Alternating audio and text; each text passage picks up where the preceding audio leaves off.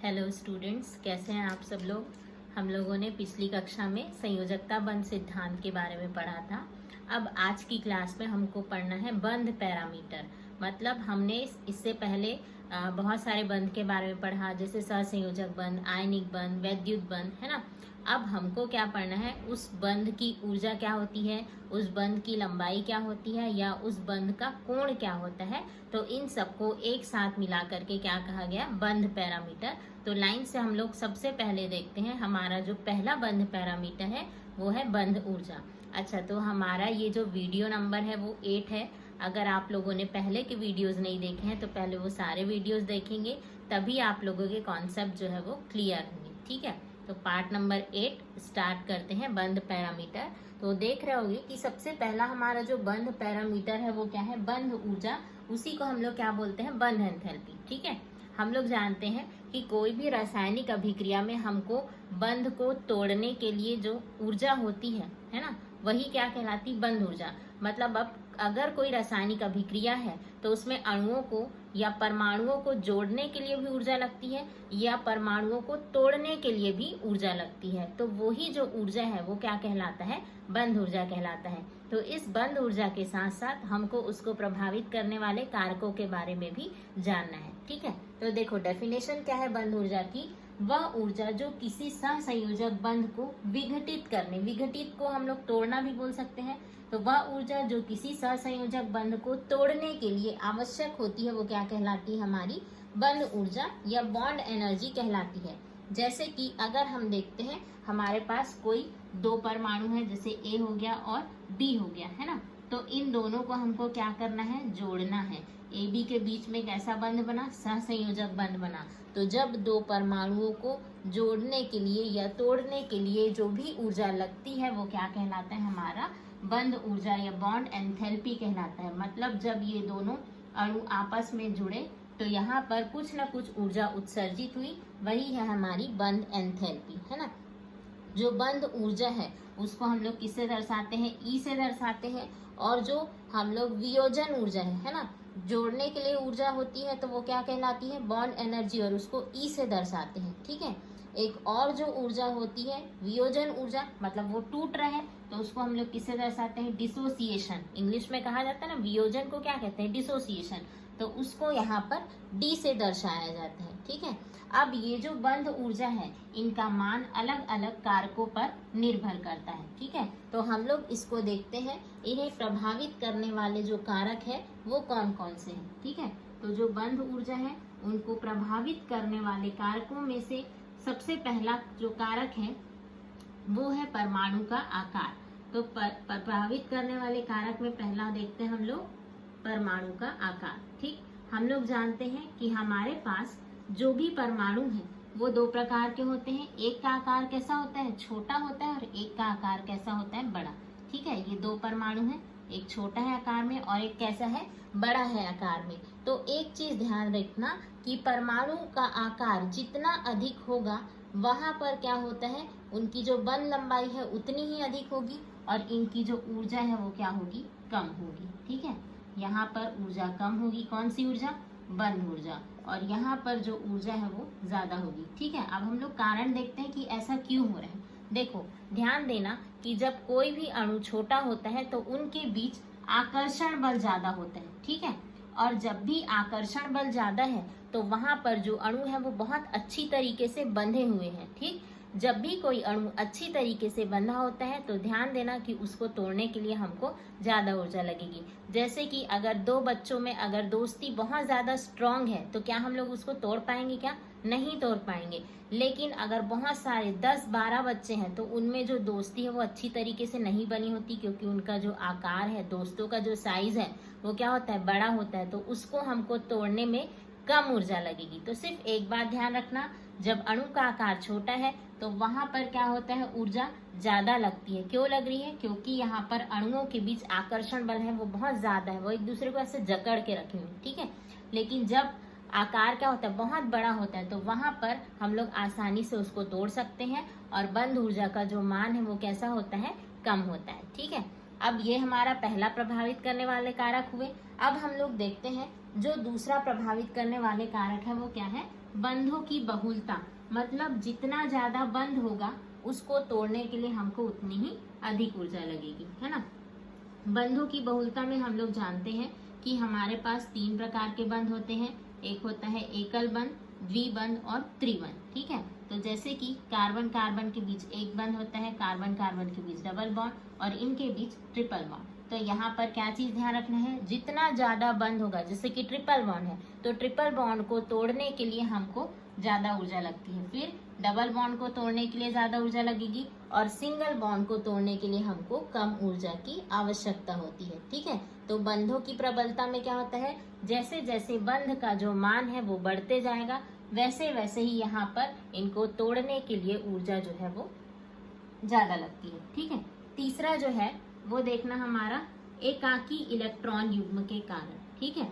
हमने पहले की क्लासेस में भी पढ़े हैं कि जो एकाकी इलेक्ट्रॉन युग्म है वो क्या होता है कि अगर कोई भी परमाणु की बात कर रहे हैं वहां पर 2 प्रकार के बंध पाए जाते हैं, है ना। एक बंध होता है वो कैसा होता है, जो बंध का निर्माण करता है, जैसे कि NH3 है। NH3 में हमारे पास 5 इलेक्ट्रॉन होते हैं, तो 3 क्या करते हैं, बंध का निर्माण करते हैं, लेकिन जो 2 इलेक्ट्रॉन होते हैं वो बंध का निर्माण नहीं करते, मतलब इनके पास कोई काम नहीं रहता। तो जिनके पास कोई काम नहीं रहता, मतलब उन्होंने बंध का निर्माण नहीं किया है, तो वो क्या कहलाते हैं, एकाकी इलेक्ट्रॉन युग्म। और जो बंध बनाते हैं वो क्या कहलाते हैं, बंधी इलेक्ट्रॉन युग्म। तो एक चीज आप लोग समझो कि अगर हमारे पास कोई काम नहीं है तो हम लोग क्या करते हैं, इधर उधर घूमते रहते हैं। वैसे ही ये वाला जो इलेक्ट्रॉन है उसके पास कोई काम नहीं है, मतलब वो जो है वो बंध नहीं बनाया है, तो कोई काम नहीं है, तो ये क्या करता है, एकाकी इलेक्ट्रॉन युग्म एक जगह से दूसरी जगह घूमते रहता है, ठीक है। तो ध्यान देना, जब इनके पास कोई काम नहीं है, मतलब एकाकी इलेक्ट्रॉन युग्म ज्यादा है, तो उसको तोड़ने में हमको ऊर्जा जो है वो क्या लगती है, कम लगती है, ठीक है। यहाँ पर लिख देती हूँ मैं, एकाकी इलेक्ट्रॉन अगर ज्यादा है तो यहाँ पर जो बंध ऊर्जा है वो क्या होती है, कम होती है, ठीक है। मतलब क्यों हो रहा है बंध, क्योंकि हम लोग जानते हैं जहां पर अणु बंध बनाएंगे वो बंध क्यों बनाते हैं, आकर्षण के कारण, ठीक है। तो जब आकर्षण होगा मतलब अणु ने क्या बनाया, बंध बनाया, और बंध बनाया मतलब यहाँ पर क्या होता है, एकाकी इलेक्ट्रॉन क्या है, ज्यादा है, और इसीलिए यहाँ पर ऊर्जा जो है वो कम लगती है, ठीक है। तो ध्यान देना, जैसे कि अगर हम कार्बन कार्बन की बात करते हैं और नाइट्रोजन की बात करते हैं और क्या है, ऑक्सीजन की बात करते हैं, तो कार्बन में 0 एकाकी इलेक्ट्रॉन युग्म होता है, नाइट्रोजन में तो देख ही रहे हैं 1 होता है एकाकी इलेक्ट्रॉन युग्म, ऑक्सीजन में 2 एकाकी इलेक्ट्रॉन युग्म। तो छोटा सा चीज ये ध्यान देना, जितना ज्यादा एकाकी इलेक्ट्रॉन युग्म होता है उतना ही कम उसमें क्या होता है, बंध ऊर्जा का मान होता है, ठीक है। क्यों हो रहा है ऐसा, क्योंकि एकाकी इलेक्ट्रॉन युग्म फ्री रहते हैं, इधर उधर घूमते रहते हैं, उन्होंने बंध नहीं बनाया, तो जो बंध नहीं बनाया उसको तो हम आसानी से तोड़ सकते हैं। तो इसीलिए यहाँ पर अगर हम कंपेयर करें तो किसका होगा बंध ऊर्जा का मान ज्यादा, इसका ज्यादा होगा, फिर इसका, फिर इसका, क्योंकि इसमें 2 एकाकी इलेक्ट्रॉन युग्म उपस्थित है, ठीक है। तो हमारा दूसरा जो बंध पैरामीटर है वो है बंध लंबाई। बंध लंबाई किसको बोलते हैं, हम लोग जानते हैं कि कोई भी अणु के बीच में क्या होता है, सहसंयोजक बंध होता है। तो किसी सहसंयोजक अणु में बंध से जुड़े हुए 2 परमाणु, ये दोनों परमाणु हैं, दोनों के बीच कैसा बंध बना है, सहसंयोजक बंध बना है ना। तो सहसंयोजक अणु में बंध से जुड़े हुए 2 परमाणुओं के नाभिक, ये जो सेंटर में दिख रहा है बीच में वो क्या है, हमारा नाभिक है। तो नाभिकों के बीच की दूरी क्या कहलाती है, बंध लंबाई कहलाती है ना। और इसको हम लोग R जो है वो क्या चीज को दर्शा रहा है, त्रिज्या को दर्शा रहा है। जैसे A जो परमाणु है उसकी त्रिज्या है RA और B परमाणु की त्रिज्या क्या है, RB है, ठीक है। और दोनों के बीच का जो दूरी है वो क्या कहलाता है, डिस्टेंस, और उसको हमने D से दर्शाया हुआ है, ठीक है। तो किसको बोलते हैं बंध लंबाई, कि इनके बीच में ये जो है वो सहसंयोजक अणु है, इनके दोनों परमाणुओं के नाभिक के बीच की दूरी, तो वो क्या कहलाती है, बंध लंबाई। और इसका जो सूत्र है वो क्या होगा, D बराबर RA प्लस RB होगा, ठीक। अब इसको प्रभावित करने वाले कारक देखते हैं। तो पहला वाला हमारा वही रहेगा, परमाणु का आकार। तो देखो परमाणु का आकार क्या होता है, ध्यान देना, परमाणु की साइज जितनी ज्यादा बड़ी होती है उसकी बंध लंबाई उतनी ही अधिक होती है। तो हम लोग जानते हैं हमारे पास जो परमाणु है, जैसे कि हमारे पास हो गया HF फ्लोरीन है, फिर क्लोरीन HCl, फिर होता है HBr और HI। तो हम लोग जानते हैं कि इनमें से फ्लोरीन का परमाणु क्रमांक कितना होता है, 9 होता है, क्लोरीन का होता है 17, ब्रोमीन का 35 और आयोडीन का होता है 53। तो हम लोग देख रहे हैं कि इनका जो परमाणु क्रमांक है वो बढ़ते जा रहे हैं।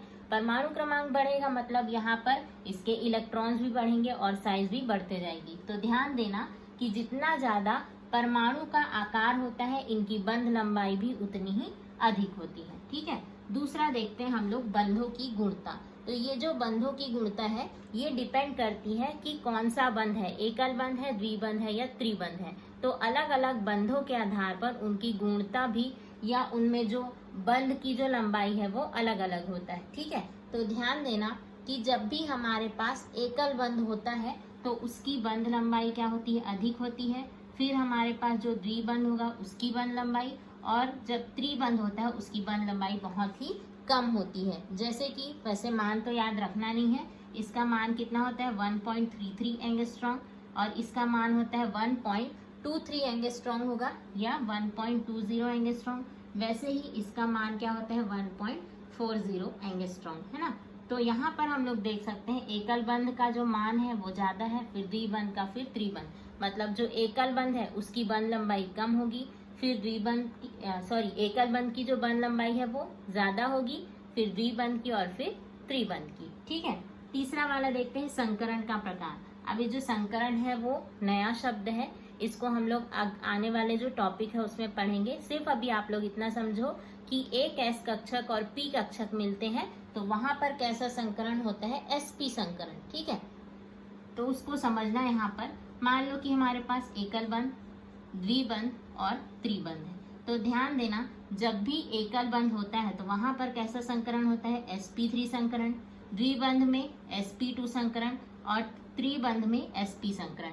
मतलब यहाँ पर एक S और 3 P कक्षक होते हैं, यहाँ एक S और 2 P कक्षक और यहाँ पर एक S और 1 P कक्षक। तो अब हम लोग समझते हैं इसमें से किसका बंध लंबाई ज्यादा होगा और किसका बंध लंबाई कम होगा। तो ये तो ऐसे ही समझ में आ गया, यहाँ एकल बंध है मतलब इसकी बंध लंबाई ज्यादा, फिर इसकी और फिर इसकी। बस यहाँ से इसको हमने संकरण में कन्वर्ट कर लिया कि एकल बंध है मतलब sp3 संकरण, द्विबंध है मतलब sp2 संकरण और त्रिबंध है मतलब sp संकरण, है ना। और ये संकरण क्या है, चिंता वाली कोई बात नहीं है, अगला जो वीडियो आएगा वहां पर आपको संकरण के बारे में समझ में आ जाएगा, है ना।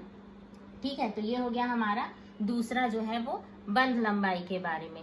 तो हमारा तीसरा जो पैरामीटर है वो है आबंध कोण। और आबंध कोण किसे बोलते हैं, अगर कोई भी अणु में केंद्रीय परमाणु, जैसे हम लोग जानते हैं NH3 में केंद्रीय परमाणु कौन होगा, नाइट्रोजन होगा। तो केंद्रीय परमाणु से जुड़े हुए दो आबंधों के मध्य, जैसे ये एक बंध है और ये दूसरा बंध है, तो दो आबंधों के मध्य जो भी कोण बनेगा वो क्या कहलाएगा, आबंध कोण।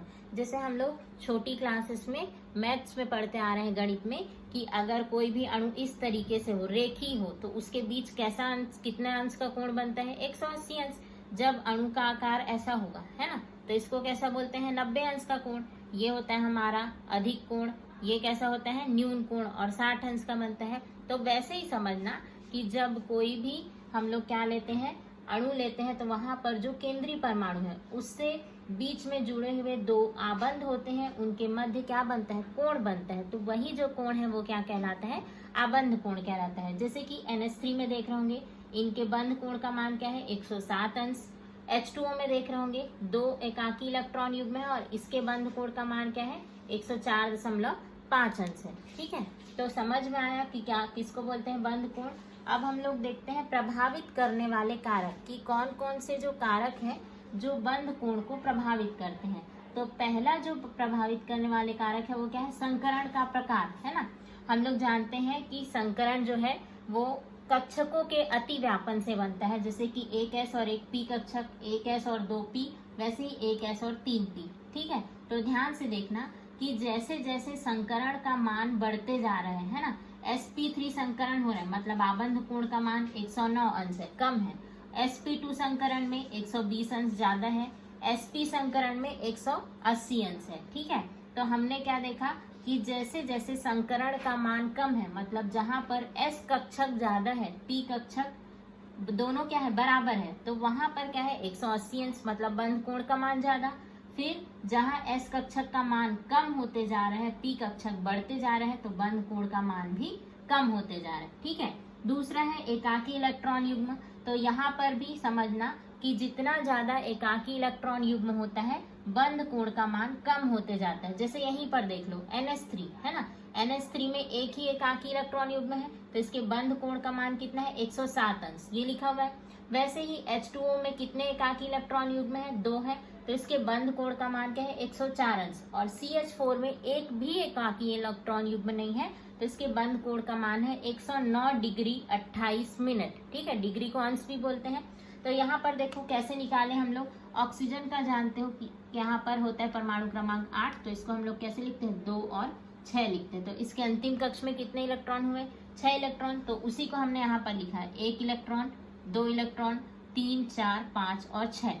तो 6 इलेक्ट्रॉन है, लेकिन 2 ने यहाँ पर क्या किया, बंध बनाया, लेकिन जो 4 इलेक्ट्रॉन थे उन्होंने बंध नहीं बनाया। तो वही जो है, जो बंध नहीं बनाते, जिनके पास कोई काम नहीं होता, वो क्या कहलाते हैं, एकाकी इलेक्ट्रॉन युग्म कहलाते हैं। ठीक है, तो ये ध्यान रखना है, एकाकी इलेक्ट्रॉन युग्म का मान जैसे जैसे बढ़ते जाएगा, बंध कोण का मान वहां पर कम होते जाएगा। ठीक है। लास्ट वाला है, ऋण विद्युता बढ़ने पर आबंध कोण का मान क्या होता है, कम होता है। जैसे हम लोग जानते हैं, ये फ्लोरीन जो है हमारा सबसे ज्यादा विद्युत ऋणात्मक तत्व है, फिर क्लोरीन, फिर ब्रोमीन और फिर आयोडीन, है ना। तो यहाँ पर देखो, जब क्लोरीन जो है सबसे ज्यादा विद्युत ऋणी है, इसलिए इसका मान सबसे कम है, 100 अंश। इसके बाद 101 अंश, उसके बाद 102 अंश। मतलब जितनी ज्यादा विद्युत ऋणता बढ़ रही है, उतना ही ज्यादा यहाँ पर उतना ही कम यहाँ पर क्या होगा, बंध कोण का मान होता है। ठीक है, सॉरी, यहाँ पर देखना, ऋण विद्युता बढ़ने पर आबंध कोण का मान क्या हो रहा है, कम हो रहा है। तो यहाँ पर विद्युत ऋणता ज्यादा है, तो बंध कोण का मान सबसे कम है। फिर उससे कम ब्रोमीन का, तो बंध कोण का मान ज्यादा। आयोडीन की विद्युत ऋणता सबसे कम होती है, तो बंध कोण का मान और ज्यादा। ठीक है, किसको बोलते हैं विद्युत ऋणता, अगर कोई सहसंयोजक बंध बना रहे हैं, तो साझे के इलेक्ट्रॉन युग्म को कोई एक जो परमाणु है वो पूरा का पूरा अपनी तरफ खींच लेता है, तो वही गुण क्या कहलाता है, विद्युत ऋणता। तो ध्यान देना, जितनी ज्यादा विद्युत ऋणता बढ़ेगी, उतना ही बंध कोण का मान जो है वो क्या होता है, कम होते जाता है। तो आई होप आप सबको ये जो टॉपिक है वो समझ में आया होगा। अगर आप मेरे चैनल पर नए हो तो प्लीज़ चैनल को सब्सक्राइब करें। Thank you so much for watching.